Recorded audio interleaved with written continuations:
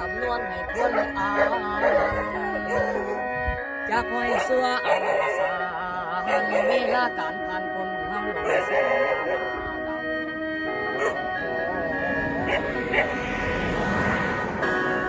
ทางอำเภอคำม่วง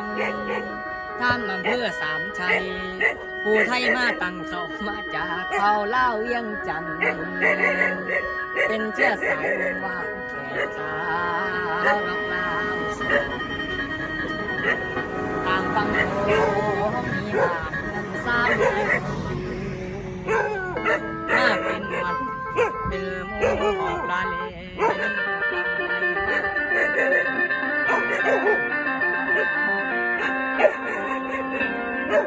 ผู้ไทยขาว